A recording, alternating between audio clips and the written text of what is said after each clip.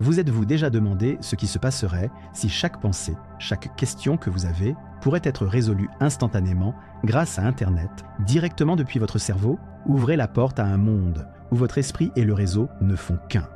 Comment cela transformerait-il votre vie quotidienne, vos relations et même votre santé mentale? Préparez-vous à plonger dans la vie de notre personnage principal qui navigue dans cette réalité fascinante et complexe. Nous marcherons dans ses pas, vivant chaque moment connecté, confrontés ensemble aux immenses avantages et aux dilemmes profonds que cette technologie présente. Alors, êtes-vous prêt à entrevoir ce que le futur nous réserve, peut-être plus proche que vous ne le pensez? Restez avec moi, car aujourd'hui, nous explorons le potentiel éducatif et social de cette connexion ultime entre l'homme et la machine. Réveillé par le murmure doux de son assistant virtuel qui imite une brise matinale, Adam n'a plus besoin d'ouvrir les yeux pour commencer sa journée. Sa première pensée, une requête discrète pour connaître l'agenda du jour, est transmise instantanément à son navigateur cérébral. Avant même de quitter son lit, notre protagoniste est informé des rendez-vous, des changements météorologiques et des actualités importantes. Chaque matin commence ainsi dans un brouillard d'informations délicatement filtrées et présentées. La préparation d'Adam était mécanique, optimisée. Alors qu'il se brosse les dents, des tutoriels de méditation lui sont proposés, ajustés en temps réel basés sur son niveau de stress, mesuré par ses implants neuronaux. Le petit déjeuner ne nécessite pas de choix. Un menu caloriquement parfait lui est envoyé, basé sur son historique médical et ses activités de la veille. Tout cela commandé et préparé par des robots domestiques. Se rendre au travail est une autre routine automatisée.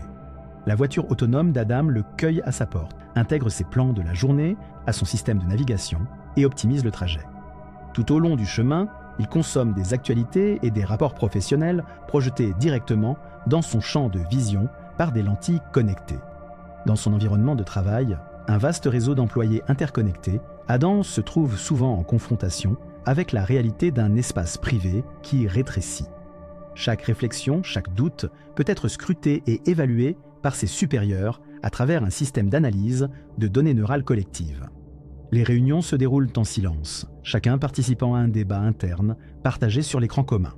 Bien que rapide et efficiente, cette méthode rend les interactions humaines stériles et parfois étrangement aliénantes.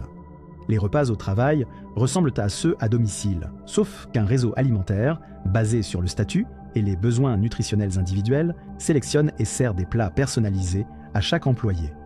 La pause déjeuner est courte, non pas par manque de temps, mais parce que le besoin de formuler des pensées ou des conversations est devenu rare. Dans un monde où chaque minute est tracée et optimisée, Adam sent parfois le poids d'un contrôle omniprésent.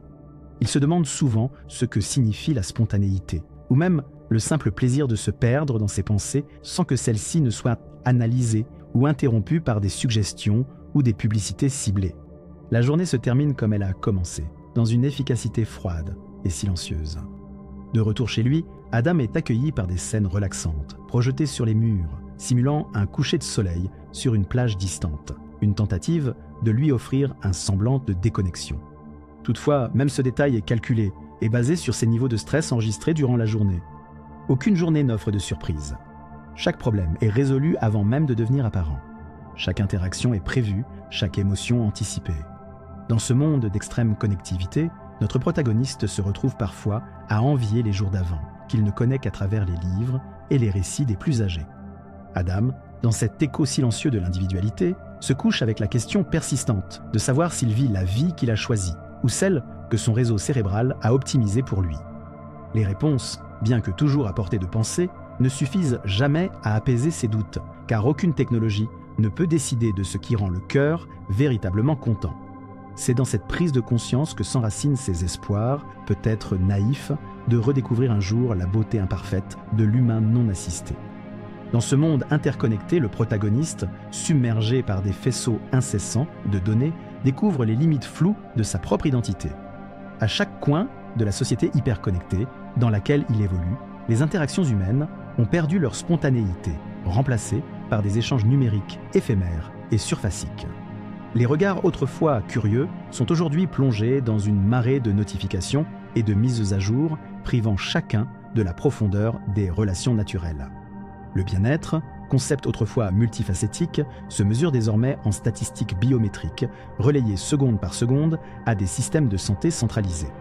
La moindre fluctuation hormonale, chaque battement de cœur hors norme, est enregistré, analysé et souvent rapidement médicamenté sans même un dialogue humain. Ainsi, le corps et l'esprit du protagoniste sont sous surveillance constante et la santé mentale, réduite à des algorithmes prédictifs, oublie les subtilités de l'âme humaine.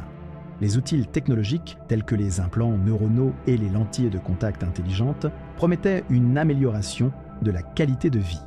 Cependant, ils ont plutôt construit une réalité où chaque pensée superficielle peut être convertie en requête de recherche, drainant la capacité de notre protagoniste à la réflexion profonde ou à la méditation personnelle. L'étendue du savoir disponible se révèle être autant une bénédiction qu'une malédiction, car le flot incessant d'informations tend à submerger plutôt qu'à éclairer. À mesure que les relations personnelles flétrissent sous l'effet de l'interconnexion, notre héros ressent une solitude écrasante, paradoxalement dans un monde où personne n'est jamais vraiment seul. Ces interactions sont peuplées d'échos de personnalités filtrées, toutes les conversations ont lieu à travers des stratifications de profils numérisés, laissant peu de place à l'imperfection charmante des contacts humains spontanés. Enfin, le bien-être de notre personnage principal devient ironiquement une source d'angoisse, attisée par la conscience aiguë d'une vie orchestrée par des systèmes externes. Il aspire à des jours où la santé mentale et physique était une quête personnelle, non une suite de diagnostics automatisés. Sous la couche de cette technologie omniprésente, il espère retrouver un jour la liberté de penser sans la résonance constante de l'Internet global, rêvant d'un futur où il pourrait de nouveau sentir pleinement, loin de la surveillance inévitable de ses pensées et émotions.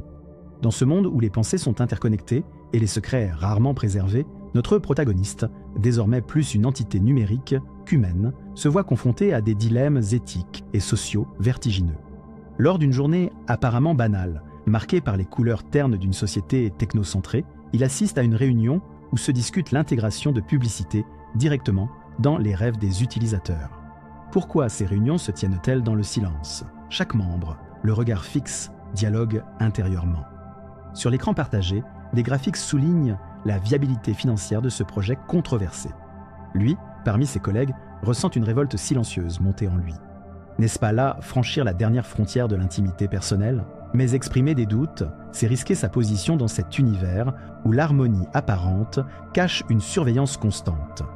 Plus tard, au détour d'une rue anonyme, le protagoniste observe une scène de la vie quotidienne qui renforce ses craintes. Un enfant, les yeux écarquillés devant un écran transparent, rit aux éclats devant une série de vidéos recommandées par des algorithmes. On frôle le grotesque, une innocence programmée plutôt qu'innée. Les émotions préfabriquées jouent sur le visage du jeune à un rythme qui ne laisse rien au hasard. Le coucher du soleil, présenté en ultra haute définition sur les murs du domicile de notre protagoniste, ne suffit pas à éclipser la noirceur de ses pensées. La solitude peuplée de ce nouveau monde le pousse à questionner non seulement le chemin emprunté par cette civilisation ultra connectée, mais aussi sa propre complicité du fait de sa passivité. Tiendra-t-il assez longtemps pour voir émerger une résistance ou même en faire partie ? Dans cette réalité impitoyablement connectée, notre protagoniste perçoit les échos assourdissants d'un futur indompté. Prenant un moment pour lui-même sous la lumière tamisée de son habitat automatisé, il réfléchit aux transformations radicales apportées par la technologie et à ce que cela dénote pour les générations futures. La société, désormais un tissu serré de connexions instantanées, a éliminé l'attente et l'incertitude, mais au prix de l'essence même de l'humanité, le droit à l'oubli, à l'erreur. Le lendemain, en marchant vers son bureau, le personnage observe des enfants jouant dans un parc. Leur rire, généré par des stimuli algorithmiques plutôt que par des jeux spontanés, le frappe d'une tristesse profonde.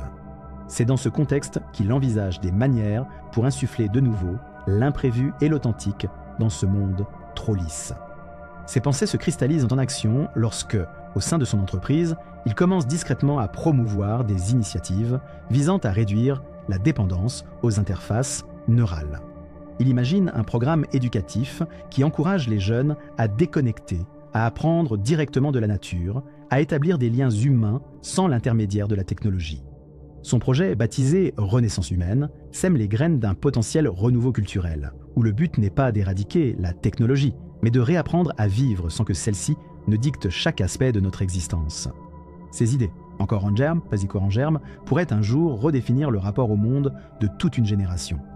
Dans cette conclusion morose, le spectateur est invité à réfléchir sur un monde où la liberté de penser est éclipsée par la connectivité incessante. Cet aperçu, à travers les yeux d'Adam opprimé par des technologies qui dictent chaque instant de son existence, souligne la perte irréparable de l'intimité humaine. La dystopie présentée pousse à débattre de l'éthique et de la place des avancées technologiques dans nos vies. Une introspection nécessaire, car nos choix d'aujourd'hui façonneront le cosmos de demain.